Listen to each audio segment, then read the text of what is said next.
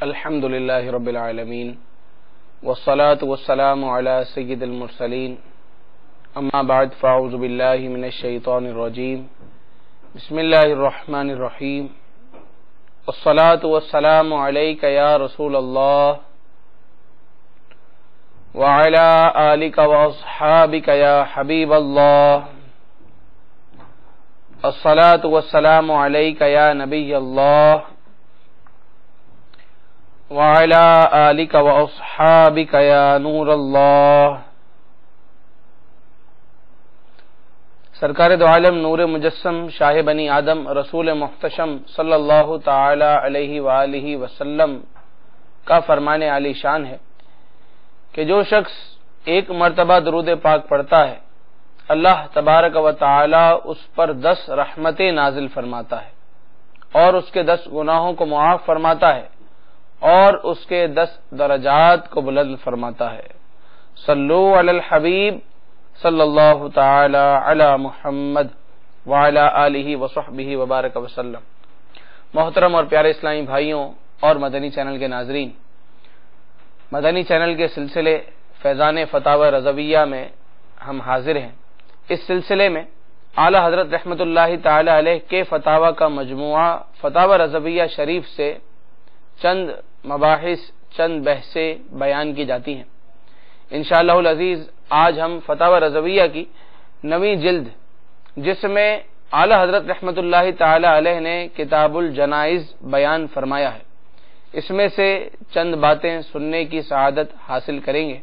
چند باتوں کو سمجھنے کی بھی کوشش کریں گے۔ اس جلد میں اعلی حضرت رحمت اللہ تعالی علیہ نے 13 رسالے بیان فرمائے ہیں۔ مزارات پر روشنی کرنے کا ثبوت، غائبانہ نماز جنازہ پڑھی جا سکتی ہے یا نہیں اس کے بارے میں،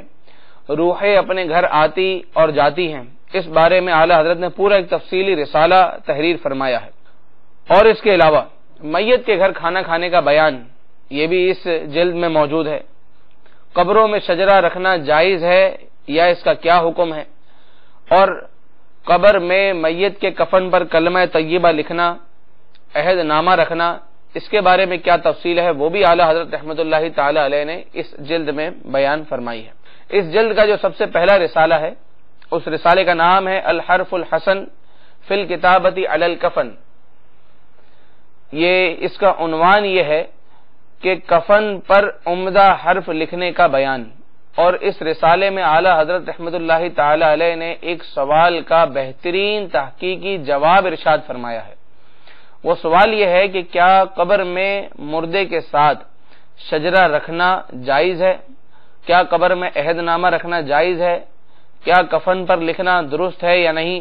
اس بارے میں سوال کیا گیا، اور اعلی حضرت رحمت اللہ تعالی علیہ نے اس کے جواب میں پورا ایک رسالہ بیان فرمایا ہے۔ سائل نے سوال یہ کیا کہ کیا فرماتے ہیں علماء دین اس مسئلے میں کہ پارچہ کفن جو کہ اماکن متبرکہ سے آئے، اس پر آیات کلام اللہ اور احادیث وغیرہ لکھی ہوں، وہ میت کو پہنانا کیسا اور قبر میں شجرہ رکھنا کیسا؟ تو سوال یہ کیا گیا اعلی حضرت سے کہ قبر میں شجرہ رکھنا کیسا، عہد نامہ رکھنا کیسا؟ اس کے جواب سے پہلے اعلی حضرت نے انتہائی خوبصورت ایک تمہید باندھی ہے، جس میں یہ بیان کیا کہ سب سے پہلے جواب میں ہم وہ احادیث کریمہ بیان کریں گے جن احادیث کریمہ میں یہ بات واضح ہے کہ پیارے آقا صلی اللہ تعالی علیہ وآلہ وسلم نے کفن پر لکھنے کی اجازت عطا فرمائی۔ کفن پر لکھنے کی صرف اجازت ہی نہیں بلکہ اس کے بے شمار فوائد بھی سامنے آتے ہیں۔ وہ احادیث کریمہ اولاً بیان کی۔ امام فقی ابن عجیل رحمت اللہ تعالی علیہ فرماتے ہیں کہ عہد نامہ جب یہ لکھ کر میت کے ساتھ قبر میں رکھ دیں تو اللہ رب العزت اسے عذاب قبر سے امان عطا فرماتا ہے۔ امام طاؤس رحمت اللہ تعالی علیہ نے یہ وصیت فرمائی تھی کہ میرے مرنے کے بعد میرے ساتھ کفن میں عہد نامہ رکھا جائے، اور آپ کی اس وصیت پر بھی عمل کیا گیا۔ محترم و پیارے اسلامی بھائیوں اور مدنی چینل کے ناظرین، یہ وہ عہد نامہ ہے جس کے بارے میں اعلی حضرت رحمت اللہ تعالی علیہ ارشاد فرماتے ہیں کہ فقہائے کرام نے اس عہد نامے کے بارے میں بہت عمدہ کلمات تحریر فرمائے ہیں۔ چنانچہ کتاب الاستحسان میں امام صفار رحمت اللہ تعالی علیہ نے ذکر فرمایا اگر میت کی پیشانی یا امامے یا کفن پر عہد نامہ لکھ دیا جائے تو امید ہے کہ اللہ رب العزت اسے بخش دے اور عذاب قبر سے امان عطا فرمائے۔ محترم پیارے اسلامی بھائیوں، یہ وہ عہد نامہ ہے کہ جس کے متعلق صاحب در مختار اپنی کتاب میں فرماتے ہیں کہ مردے کی پیشانی یا امامے یا کفن پر عہد نامہ لکھنے سے اس کے لیے بخشش کی امید ہے۔ اور ایک صاحب نے یہ وصیت کی تھی کہ مرنے کے بعد ان کی پیشانی اور سینے پر بسم اللہ الرحمن الرحیم لکھ دیا جائے، تو ان کی وصیت کے مطابق ان کی پیشانی پر بسم اللہ لکھ دی گئی۔ خواب میں کسی کو نظر آئے اور انہوں نے حال دریافت کیا تو انہوں نے ارشاد فرمایا کہ جب میں قبر میں رکھا گیا تو عذاب کے فرشتے میرے پاس آئے، مگر جب میری پیشانی پر بسم اللہ الرحمن الرحیم لکھی دیکھی تو کہا تجھے عذاب الہی سے امان ہے۔ تو محترم اور پیارے اسلامی بھائیوں، ان روایات سے یہ بات بالکل واضح ہو رہی ہے کہ اگر مردے کے ساتھ دفناتے وقت شجرہ مبارکہ، عہد نامہ، قرآنی دعائیں رکھ دی جائیں تو انشاءاللہ العزیز صاحب قبر کو اس سے فائدہ ہی حاصل ہوگا۔ اس کے بعد اعلیٰ حضرت رحمت اللہ تعالی علیہ ایک اور بہت عمدہ بات ارشاد فرماتے ہیں کہ جس طرح آیات قرآنیہ، احادیث نبویہ صلی اللہ تعالی علیہ وآلہ وسلم کا احترام فرض اور لازم ہے، اسی طرح میرے آقا صلی اللہ تعالی علیہ وآلہ وسلم سے جو چیزیں نسبت رکھتی ہیں ان کا احترام کرنا بھی لازم اور ضروری ہے۔ احادیث کا تو ہم احترام کرتے ہیں، قرآنی آیات کی تعظیم کو بھی ہم فرض جانتے ہیں، ضروری مانتے ہیں، اسی طرح میرے آقا صلی اللہ تعالی علیہ وآلہ وسلم کے ناخن مبارک، سرکار دو عالم صلی اللہ علیہ وسلم کے منہ مبارک، پیارے آقا صلی اللہ تعالی علیہ وآلہ وسلم کا لباس، آپ کی چادر، آپ کا تہبند، یہ تمام چیزیں متبرک ہیں اور ان کی تعظیم بھی فرض ہے۔ اور میٹھے اور پیارے اسلامی بھائیوں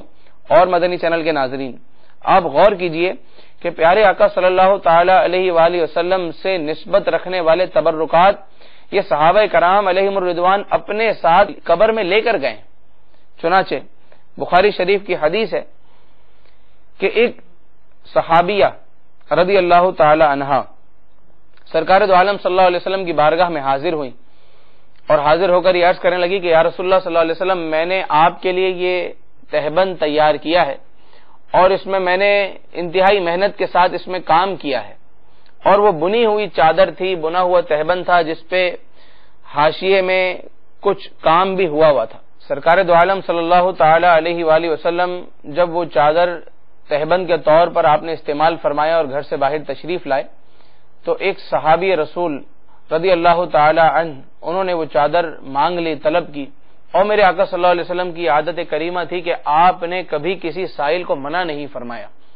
آپ نے وہ چادر انہیں عنایت فرما دی۔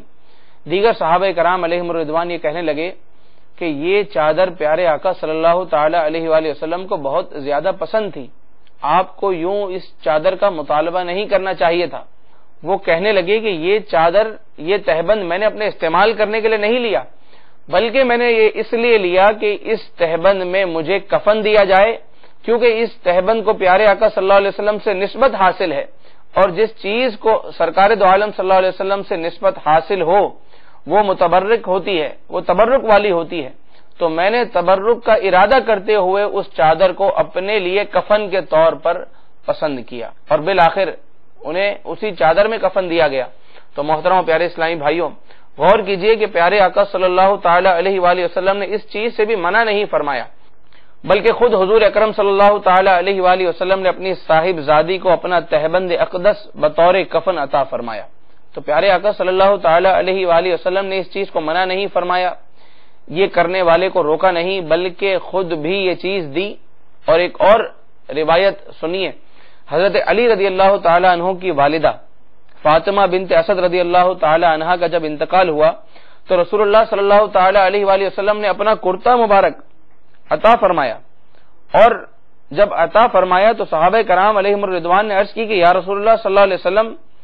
آج ہم نے آپ کا وہ عمل دیکھا جو حضور نے کبھی کسی کے ساتھ نہ کیا۔ سرکار دو عالم صلی اللہ تعالی علیہ وآلہ وسلم نے ارشاد فرمایا کہ میں نے اپنا کرتا اسے اس لیے پہنایا کہ یہ جنت کے کپڑے پہنے۔ محترم پیارے اسلامی بھائیوں ذرا غور کیجئے کہ پیارے آقا صلی اللہ تعالی علیہ وآلہ وسلم کتنے صحابہ کرام علیہم الرضوان اور صحابیات رضی اللہ تعالی عنہن سے کیسی محبت فرماتے تھے کہ اپنا لباس، اپنا کرتا اس لیے عطا فرما رہے ہیں کہ اللہ رب العزت اس کرتے کے صدقے، اس کرتے کے سبب انہیں جنت کا لباس عطا فرمائے۔ تو یہ روایات بیان کرنے کا مقصد یہ ہے کہ چونکہ یہ تمام چیزیں، کرتا، تہبند، یہ چیزیں پیارے آقا صلی اللہ علیہ وسلم سے نسبت رکھتی ہیں، ان کی تعظیم اسی طرح لازم ہے جس طرح احادیث کریمہ اور قرآنی دعاؤں کی تعظیم لازم اور ضروری ہے۔ بلکہ حضرت سیدنا امیر معاویہ رضی اللہ تعالی عنہ کے بارے میں تو یہ بھی ملا کہ آپ نے یہ وصیت فرمائی تھی کہ میرے پاس سرکار دو عالم صلی اللہ تعالی علیہ وآلہ وسلم کے چند تبرکات ہیں۔ سرکار دو عالم صلی اللہ علیہ وسلم کا کرتا، آپ کے ناخن مبارک، آپ کے منہ مبارک میرے پاس ہیں، اور میری یہ خواہش ہے کہ جب میرا انتقال ہو، میری یہ وصیت ہے کہ جب میرا انتقال ہو تو یہ تمام چیزیں میرے ساتھ قبر میں رکھی جائیں۔ چنانچہ حضرت معاویہ رضی اللہ تعالی عنہ کو اس کرتے میں کفن دیا گیا، اور ان کی آنکھوں پر، ان کے منہ پر اور ان کے پیشانی پر پیارے آقا صلی اللہ تعالی علیہ وآلہ وسلم کے ناخن مبارک اور منہ مبارک رکھے گئے۔ محترم پیارے اسلامی بھائیوں، ان چیزوں کی بھی تعظیم لازم اور ضروری ہے، اور صحابہ کرام علیہم الرضوان سے زیادہ اور ان چیزوں کی تعظیم کو کون سمجھ سکتا ہے؟ تو جب صحابہ کرام علیہم الرضوان اتنی معظم چیزیں اپنے ساتھ قبر میں لے جانے کو جائز اور روا سمجھتے ہیں، معلوم ہوا کہ قبر میں معظم چیزیں، شجرہ مبارکہ، عہد نامہ اور تبرکات لے جانے میں کوئی حرج نہیں ہے، اور قبر میں یہ چیزیں رکھنے میں بھی کوئی حرج نہیں ہے۔ یہ میرے آقا اعلی حضرت رحمت اللہ تعالی علیہ کا انداز استدلال ہے، یہ آپ کا یہ طریقہ کار ہے کہ آپ کس انداز میں امت کو سمجھا رہے ہیں کہ دیکھیں یہ چیز جائز ہے تو یہ بھی جائز ہے، یہ چیز صحابہ کرام علیہم الرضوان نے کی اور جو چیز پوچھی گئی ہے وہ بھی وہی ہے، لہذا اس کا کرنا بھی جائز اور باعث برکت ہے۔ صلو علی الحبیب صلی اللہ تعالی علی محمد وعلی آلہ وصحبہ وبارک وسلم۔ محترم و پیارے اسلامی بھائیوں اور مدنی چینل کے ناظرین، صحابہ کرام علیہم الرضوان کا اس قسم کا عقیدہ تھا، چنانچہ حضرت سیدنا انس بن مالک رضی اللہ تعالی عنہ کے بھی جذبات اور آپ کے عقائد احادیث مبارکہ کے ذریعے ہمارے سامنے آئے۔ انس بن مالک رضی اللہ تعالی عنہ کے پاس سرکار دو عالم صلی اللہ تعالی علیہ وآلہ وسلم کی ایک چھڑی تھی، اور آپ صلی اللہ تعالی علیہ وآلہ وسلم کی وہ چھڑی جب سیدنا انس بن مالک رضی اللہ تعالی عنہ کو دفنایا گیا تو ان کے سینے پر رکھی گئی۔ اسی طریقے سے انس بن مالک رضی اللہ تعالی عنہ کے پاس سرکار دو عالم صلی اللہ تعالی علیہ وآلہ وسلم کے اور دیگر تبرکات بھی تھے جو ان کے دفن ہونے کے وقت ان کے ساتھ رکھے گئے۔ تو انس بن مالک رضی اللہ تعالی عنہ کی وصیت سے بھی یہ بات معلوم ہوتی ہے کہ جن چیزوں کی تعظیم کو شریعت نے لازم قرار دیا ہے ان چیزوں کو قبر میں لے جانے میں کوئی حرج نہیں ہے۔ محترم و پیارے اسلامی بھائیوں، سوال یہ ذہن میں آ سکتا ہے کہ احادیث کریمہ اور اللہ تبارک و تعالی کا نام، قرآنی آیات، یہ جب ہم قبر میں رکھیں گے، اور قبر میں تو ہو سکتا ہے کہ میت کا جسم بوسیدہ ہو، پیٹ پھول جاتا ہے، اس کے بعد پھٹ جاتا ہے، پھر جسم سے نجاست نکلتی ہے، نجاست گندگی ہے، غلیظہ ہے، یہ نجاست قرآنی آیات سے چھو سکتی ہے۔ اس طرح احادیث کریمہ، شجرہ طیبہ اور عہد نامے کو نجاست کے ساتھ ملانا یہ کیسے جائز ہو سکتا ہے؟ اعلی حضرت رحمت اللہ تعالی علیہ نے اس کا جواب انتہائی خوبصورتی کے ساتھ اور بہترین انداز استدلال کے ساتھ جواب ارشاد فرمایا ہے۔ کیا زبردست آپ نے فقہی عبارات بیان کی، کیا زبردست آپ نے احادیث مبارکہ کا چناؤ فرمایا اور اس سوال کا جواب ارشاد فرمایا کہ دیکھیے، اولاً تو یہ بات یقینی نہیں کہ جسم قبر میں جا کر بوسیدہ ہی ہو، یہ بات لازم اور ضروری نہیں ہے، بلکہ بہت سارے افراد ایسے ہیں کہ جن کا جسم قبر میں سلامت رہے گا۔ جی ہاں، انبیاء کرام علیہ الصلوۃ والسلام کا جسم قبر میں سلامت رہتا ہے، اللہ کے اولیاء کا جسم قبر میں سلامت رہتا ہے، عالم با عمل کا جسم قبر میں سلامت رہتا ہے، حافظ قرآن کا جسم قبر میں سلامت رہتا ہے، اسی طریقے سے جو اللہ رب العزت کا زیادہ ذکر کرنے والا ہو اس کا جسم بھی قبر میں سلامت رہتا ہے، اور شہداء جس نے شہادت کا مرتبہ حاصل کیا ہو اس کا جسم بھی قبر میں سلامت رہتا ہے۔ اور اس کے علاوہ بھی افراد ہیں کہ جن کے جسم قبر میں سلامت رہتے ہیں، اللہ رب العزت جس سے راضی ہو جائے اس کا جسم بھی قبر میں سلامت رہتا ہے، اور ہم نہیں جانتے کہ ہم جسے دفنا رہے ہیں آیا اس کا جسم سلامت رہے گا یا نہیں۔ جب ہمیں یہ بات معلوم ہی نہیں ہے، جب ہمیں اس بات کا مکمل 100% یقین نہیں ہے، تو پھر شجرہ طیبہ اور عہد نامہ رکھنے میں کیا ممانعت ہو سکتی ہے؟ ہو سکتا ہے یہ اللہ کا ولی ہو سکتا ہے اس نے شہادت کا مرتبہ حاصل کیا ہو سکتا ہے یہ عامل قرآن ہو سکتا ہے یہ حافظ قرآن ہو سکتا ہے یہ اللہ کا مقرب بندہ ہو اور اس کا جسم سلامت رہے۔ تو جب جسم سلامت رہے گا اور گندگی جسم سے خارج نہیں ہوگی تو اس وقت قبر میں عہد نامہ اور شجرہ رکھنا بالکل جائز ہے، کوئی بھی اسے منع نہیں کرے گا۔ چلیں بالفرض اگر مان لیں، ہم یہ تسلیم کر لیتے ہیں، اعلیٰ حضرت فرماتے ہیں کہ چلیں یہ تسلیم کر لیں کہ بدن سے نجاست نکلے گی اور نجاست کے ساتھ قرآنی آیات یا عہد نامہ یہ ملنے کا ایک شبہ ہے۔ اگر ہم یہ مان لیں، تسلیم کر لیں کہ مرنے والا گناہ گار ہے اور نہ یہ اللہ کا ذکر کرنے والا، نہ یہ حافظ قرآن، نہ یہ اللہ کا ولی ہے، ہم یہ بات تسلیم کر لیتے ہیں۔ اس کے بعد بھی اعلیٰ حضرت رحمۃ اللہ تعالی علیہ نے کتنی خوبصورتی سے جواب ارشاد فرمایا، فرماتے ہیں کہ یہاں جو ہم کفن میں رکھ رہے ہیں یا قبر میں جو ہم عہد نامہ یا شجرہ رکھ رہے ہیں، رکھنے والے کی نیت توہین کی نہیں ہے، کسی بھی رکھنے والے کی نیت توہین کی نہیں ہوتی، بلکہ رکھنے والے کی نیت برکت کی ہوتی ہے۔ نہ لکھنے والے کی نیت توہین کی، نہ رکھنے والے کی نیت توہین کی، کسی کی بھی نیت توہین کی نہیں ہے بلکہ برکت کی نیت ہے۔ اور اگر نیت برکت کی ہو، توہین کی نہ ہو، تو یہ چیز جائز ہوتی ہے۔ اور آپ اپنے اس مسئلے کو ثابت کرنے کے لیے ایک بہت بہترین مثال پیش کرتے ہیں، بہت بہترین مثال بیان کرتے ہیں۔ فرماتے ہیں کہ سورہ فاتحہ اسے پانی میں گھول کر پینا بالکل جائز ہے، کسی بھی عالم کے نزدیک منع نہیں ہے۔ سورہ فاتحہ کا پینا یا آیت شفا کو گھول کر پینا یہ بالکل جائز ہے۔ اب بتائیے کہ جو پانی ہم پیتے ہیں آخر کار وہ پانی کہاں جاتا ہے؟ مثانے سے ہوتے ہوئے آلات بول سے وہ خارج ہوتا ہے، وہ پانی نجس بنتا ہے، پیشاب بنتا ہے، یورین پاس ہوتی ہے۔ تو اب یہ وہ پانی ہے کہ جس میں آیت شفا گھولی گئی، یہ وہ پانی ہے جس میں سورہ فاتحہ کو گھولا گیا، اور سورہ فاتحہ والے پانی کی تعظیم لازم اور فرض ہے، اور یہ پیشاب کے راستے سے یہ پانی خارج ہو رہا ہے۔ فرماتے ہیں بالکل جائز اس لیے ہے کہ گھولنے والے کی نیت توہین کی نہیں ہے بلکہ برکت کی ہے، پینے والے کی نیت بھی توہین کی نہیں بلکہ برکت کی ہے، اور اگر اس کی وجہ سے ایسا معاملہ ہوتا ہے تو یہ بات بالکل جائز ہے۔ چلے آب زمزم کو لے لیجئے، آب زمزم یہ خود اتنا متبرک، اتنا برکتوں والا پانی ہے، اس کی بھی تعظیم ضروری اور لازم ہے، بلکہ احادیث کریمہ میں اور فقہاء کرام نے اس کی تعظیم کو لازم قرار دیا ہے۔ یہاں تک فرمایا کہ زمزم کے پانی سے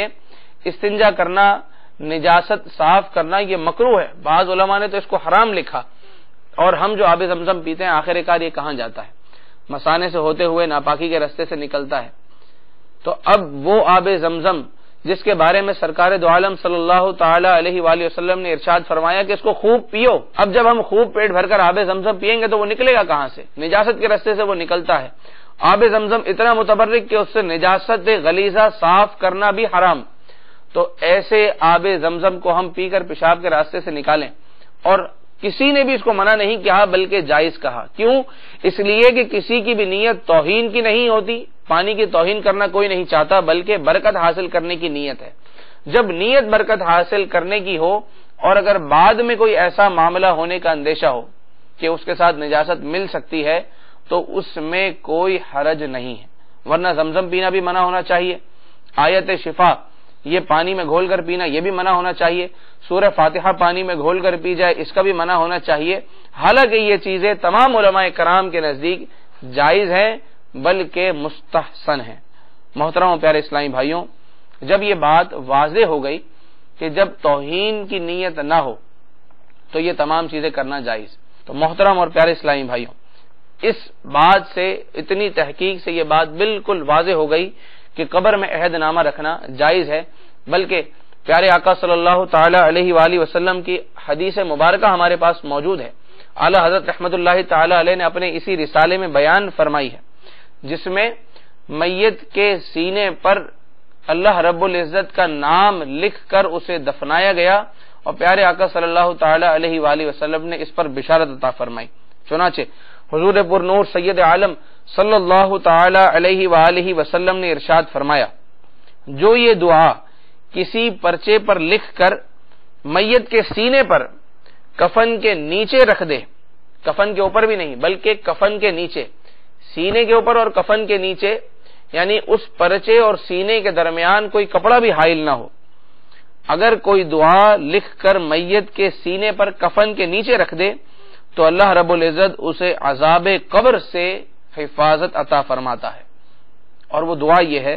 لا الہ الا اللہ واللہ اکبر، لا الہ الا اللہ وحدہ لا شریک لہ، لا الہ الا اللہ لہ الملک ولہ الحمد، لا الہ الا اللہ ولا حول ولا قوۃ الا باللہ العلی العظیم۔ تو جو یہ دعا لکھ کر، کسی پرچے پر لکھ کر اپنے میت کے سینے پر رکھ دے، اللہ رب العزت اس کو عذاب قبر سے امان عطا فرماتا ہے، سوالات جو قبر میں سوالات ہونے والے ہیں اس میں آسانی عطا فرماتا ہے۔ میرے آقا صلی اللہ تعالی علیہ وآلہ وسلم کا یہ فرمان موجود ہے، جس کو اعلی حضرت رحمت اللہ تعالی علیہ نے اپنے رسالے میں نقل فرمایا، اور اس کا حوالہ بھی موجود ہے کہ فتاوی کبریٰ کے اندر یہ ترمذی شریف کے حوالے سے یہ روایت موجود ہے۔ محترم و پیارے اسلامی بھائیوں، معلوم ہوا کہ قبر میں عہد نامہ اور شجرہ مبارکہ رکھنا جائز ہے۔ اب اعلی حضرت آخر میں خاص شجرہ مبارکہ رکھنے کے جواز پر تحقیق بیان فرما رہے ہیں۔ سب سے پہلے تو آپ یہ سمجھیے کہ شجرہ ہے کیا۔ جو شخص کسی پیر کا مرید ہوتا ہے، اس پیر کا جو سلسلہ ہے، جو پیارے آقا صلی اللہ تعالی علیہ وآلہ وسلم سے جا کر ملتا ہے، یہ شجرہ کہلاتا ہے۔ جیسے الحمدللہ ہم شیخ طریقت امیر اہل سنت دامت برکاتہم العالیہ کے مرید ہیں، اور آپ کا سلسلہ سیدنا غوث اعظم رضی اللہ تعالی عنہ، سیدنا غوث اعظم رضی اللہ تعالی عنہ سے اوپر جائیے تو امام زین العابدین رضی اللہ تعالی عنہ سے جا کر ملتا ہے، امام حسین مولا علی کرم اللہ تعالی وجہہ الکریم سے جا کر ملتا ہے، اور مولا علی رضی اللہ تعالی عنہ کے بعد سرکار دو عالم صلی اللہ تعالی علیہ وآلہ وسلم سے یہ سلسلہ ملتا ہے۔ تو یہ شجرہ کہلاتا ہے۔ مرید کا جو پیر ہے، اس پیر کا اور پیارے آقا صلی اللہ تعالی علیہ وآلہ وسلم کے درمیان یہ جو بزرگان دین موجود ہیں، ان کا جو سلسلہ چلا آ رہا ہے، اسے شجرہ کہتے ہیں۔ اب یہ شجرہ رکھنا خاص قبر میں رکھنا جائز ہے یا نہیں، آخر میں اعلی حضرت رحمت اللہ تعالی علیہ اس کی تحقیق بیان فرما رہے ہیں۔ فرماتے ہیں کہ شجرے میں کیا ہے؟ شجرے میں بزرگان دین کے نام ہیں۔ یہ بزرگان دین کون ہیں؟ یہ اللہ کے اولیاء ہیں اور پیارے آقا صلی اللہ علیہ وسلم کے امتی ہیں۔ اب سنیے، اصحاب کہف، وہ اصحاب کہف جن کو اللہ تبارک و تعالی نے ایک غار میں ایک عرصے تک سلا کر رکھا، جو کہ حضرت عیسیٰ علیہ السلام کے زمانے کے اولیاء ہیں۔ ان اصحاب کہف کی شان یہ ہے کہ اگر ان کے نام لکھ کر کسی آگ میں ڈال دیں تو اللہ تبارک و تعالی اس آگ کو فوراً بجھا دیتا ہے۔ یہ اصحاب کہف کے ناموں کی شان ہے۔ اعلیٰ حضرت فرماتے ہیں کہ جب عیسیٰ علیہ السلام کے زمانے کے اولیاء کی یہ شان ہے تو میرے آقا صلی اللہ تعالی علیہ وآلہ وسلم کے زمانے کے اولیاء کی کیا شان ہوگی۔ اگر ان کے نام قبر میں رکھ دیے جائیں تو انشاءاللہ اللہ تبارک و تعالی اس میت کو جہنم کی آگ سے امان اور حفاظت عطا فرمائے گا۔ تو اصحاب کہف کے نام کی یہ برکتیں ہیں۔ اصحاب کہف کے ناموں کے تو باقاعدہ تعویذات بنائے جاتے ہیں۔ اگر ان کا نام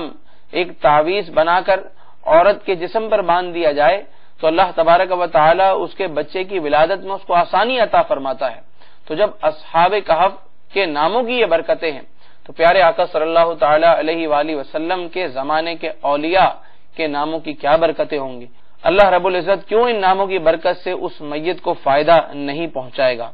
تو محترم پیارے اسلامی بھائیوں، ان باتوں سے یہ معلوم ہوتا ہے کہ قبر میں عہد نامہ رکھنا اور شجرہ مبارکہ رکھنا یہ بالکل جائز ہے۔ اور اعلی حضرت رحمۃ اللہ تعالی علیہ کی تحقیق، سبحان اللہ،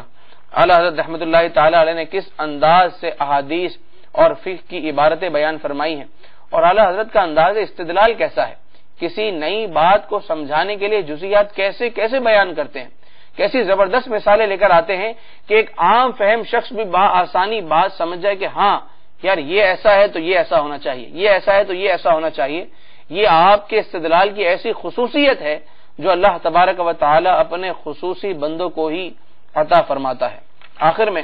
اعلی حضرت رحمۃ اللہ تعالی علیہ ارشاد فرماتے ہیں کہ کیا یہ ضروری ہے کہ کفن میں ہی شجرہ رکھیں؟ نہیں، بلکہ قبر میں طاق بنا کر رکھا جائے تو یہ اچھا ہے۔ قبر میں طاق بنا لیا جائے تو اب تو کوئی مسئلہ ہی نہیں ہے، اس لیے کہ اب یہ طاق کے اندر شجرہ مبارکہ بالکل محفوظ ہو گیا۔ فرماتے ہیں اگر یہ کر لیا جائے تو یہ بہت اچھا ہے، اور فرماتے ہیں کہ شجرہ مبارکہ قبر میں رکھنا یہ بزرگان دین کا معمول ہے، اور بزرگان دین نے سرہانے میں طاق بنا کر شجرہ رکھنے کو پسند فرمایا ہے۔ پھر مزید فرماتے ہیں کہ یہ امر واسع ہے، بلکہ ہمارے تحقیق سے یہ بات واضح ہوئی کہ کفن میں شجرہ رکھنے میں کوئی حرج نہیں ہے، البتہ ہمارے ائمہ کرام فرماتے ہیں کہ اسے طاق میں رکھا جائے یہی زیادہ مناسب اور بجا ہے۔ واللہ تعالی اعلم ورسولہ اعلم عز وجل وصلی اللہ تعالی علیہ وآلہ وسلم۔ صلو علی الحبیب صلی اللہ تعالی علی محمد۔ محترم پیارے اسلامی بھائیوں، یہ تو ایک سوال تھا جو اعلی حضرت رحمۃ اللہ تعالی علیہ کی بارگاہ میں کیا گیا، اور آپ نے اتنی انتہائی خوبی سے اس کا جواب ارشاد فرمایا، بالکل بات کو واضح کر دیا کہ شجرہ مبارکہ قبر میں رکھنا جائز، اس سے کیا کیا فائدے حاصل ہوتے ہیں وہ بھی بیان کر دیا۔ عہد نامہ رکھو گے تو کیا فائدہ حاصل ہوگا، یہ دعا لکھ کر میت کے ساتھ رکھو گے تو کیا فائدہ حاصل ہوگا، صحابہ کرام علیہم الرضوان کا اس معاملے میں کیا طریقہ اور کیا انداز تھا یہ بھی بیان فرما دیا، فقہا کے اس بارے میں کیا نظریات ہیں یہ بھی بیان فرما دیے، ائمہ احناف اس بارے میں کیا کہتے ہیں یہ بھی بیان کر دیا، اور متعدد روایتیں اس معاملے میں بیان فرما کر آخر میں فیصلہ کر دیا۔ فیصلہ کیا فرما دیا کہ شجرہ مبارکہ رکھیں، میت کے اوپر نہ رکھیں بلکہ طاق بنا کر رکھیں، اور اگر میت کی پیشانی پر بسم اللہ الرحمن الرحیم یا میت کے سینے پر بسم اللہ الرحمن الرحیم لکھنا ہو تو ہمارے علماء فرماتے ہیں کہ روشنائی سے نہ لکھیں، انک سے نہیں لکھیں گے، بلکہ ہم شہادت کی انگلی سے لکھیں گے۔ شہادت کی انگلی کسی انک میں کسی روشنائی میں نہیں ڈالیں گے، بلکہ ویسے ہی پیشانی پر انگلی سے بسم اللہ لکھ دیں، سینے پر اللہ کا نام لکھ دیں، یا اللہ یا رسول اللہ لکھ دیں، غوث پاک رضی اللہ تعالیٰ عنہ کا نام لکھ دیں، امام احمد رضا خان علیہ الرحمن کا نام لکھ دیں، جس کا انتقال ہوا ہے اس کے پیر صاحب کا نام لکھ دیں، پورے کفن پر اپنی انگلی سے مدینہ مدینہ مدینہ لکھ دیں، انشاءاللہ عز و جل اس کی برکتیں صاحب قبر کو، صاحب کفن کو ضرور حاصل ہوں گی۔ اللہ تبارک و تعالی سے دعا ہے کہ اللہ تبارک و تعالی ہمیں اعلی حضرت رحمۃ اللہ تعالی علیہ کے فیضان میں سے حصہ نصیب فرمائے، آپ کی فقہی بصیرت میں سے حصہ ہمیں عطا فرمائے، آپ کا جو فتاوی رضویہ ہے ان کے فتاوی کو سمجھنے کی صلاحیت ہمیں عطا فرمائے، اور مرتے دم تک ہمیں اعلی حضرت رحمۃ اللہ تعالی علیہ کے پیچھے پیچھے پیچھے چلتے رہنے کی توفیق عطا فرمائے۔ اللہ رب العزت یہ تمام دعائیں میرے اور ہم سب کے حق میں قبول فرمائے، آمین بجاہ النبی الامین صلی اللہ تعالی علیہ وآلہ وسلم۔ ابھی جو آپ نے سلسلہ ملاحظہ فرمایا اس کے بارے میں اپنے تاثرات اور مدنی مشورے 0312-492-1389 اور 0301-2612-176 پر SMS یا feedback@madanichannel.tv پر میل کر سکتے ہیں۔